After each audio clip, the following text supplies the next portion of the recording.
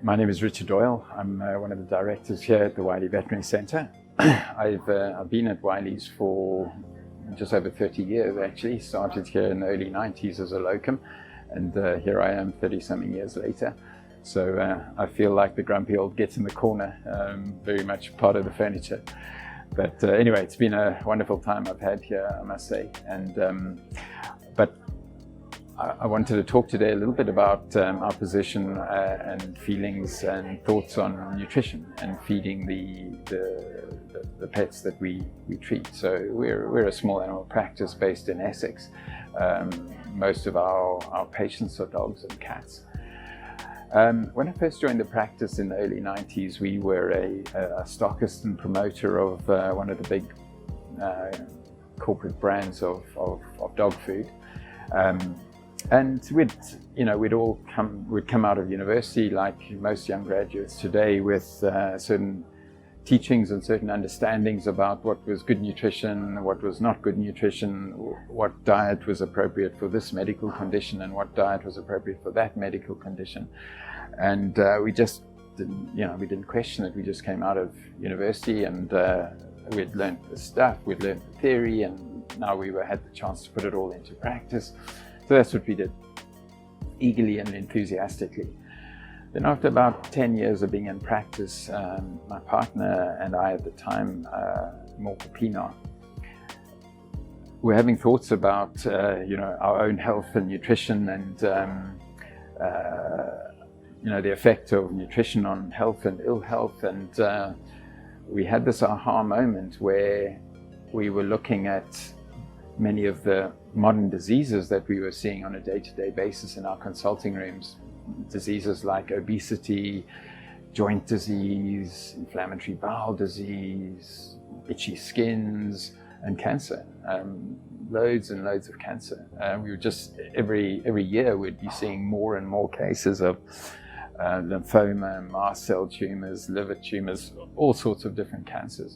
And comparing data from previous decades, these were definitely modern day diseases that were hardly seen 30, 40, 50 years ago.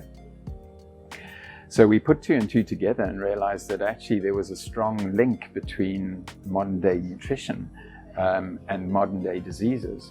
And just looking sideways to the medical profession, exactly the same trends are happening in our world, in the human world.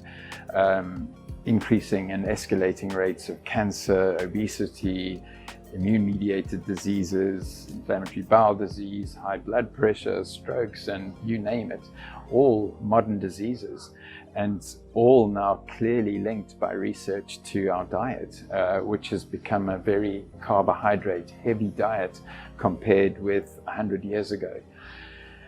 So that caused us to really look at the advice that we were giving, the products we were stocking, and we had this shocking moment of realization that actually we were responsible for many of the diseases we were actually causing in our patients, and caused us to have a rethink about this whole nutrition thing and the link with nutrition and disease, and ultimately thought, okay, we need to think differently about this. We need to think out of the framework that we have been taught into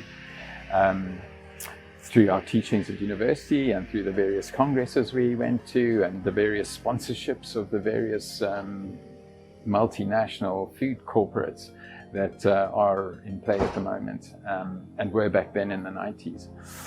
And very simply, we thought, okay, well, what did Mother Nature intend for our patients to be eating? And quite clearly, both dogs and cats are carnivores. In the case of dogs, they are defined as scavenging carnivores.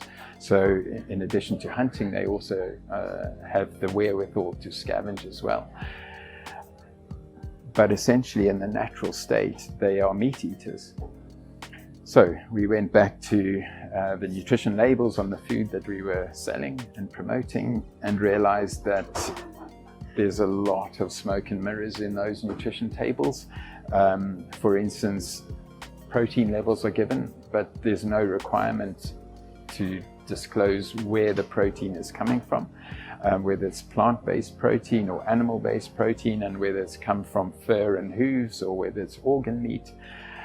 So we instantly recognized that we couldn't actually trust the data that we had assumed was correct, and really needed to go back to, well, we need to fly solo. We need to make our own deductions about what's healthy food for dogs and cats.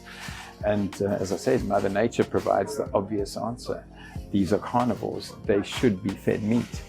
So we had this switch around where we then started to look at the marketplace for meat-based food products for dogs and cats. And when I say meat-based, meat that we could look at, we could open the package, we could look at, and we could recognize that it truly was meat. It wasn't just a number on the side of a package which said, this food has got X amount of protein and Y amount of fat, Z amount of carbohydrates. We felt we needed to be convinced by what we could actually see. And so this resulted in a complete switch around in our approach to an attitude towards healthy nutrition for dogs and cats. And where we've netted out is what you see here. It's what we call species appropriate nutrition. Nutrition that's dogs and cats have evolved over millions of years to eat. And from a clinical perspective, what we see in our consulting rooms is generally dogs and cats that thrive. They thrive on a species appropriate diet. They thrive on a meat-based diet. Their coats are better, their energy levels are better, their dental health is better, their digestive system is more efficient and better, they pass better stools, their muscle mass and body condition score are better. Just from an overall health perspective, as viewed through the goggles of veterinary surgeons, we are now convinced that meat-based diets for dogs and cats are a much healthier option than the commercial diets that we were previously promoting.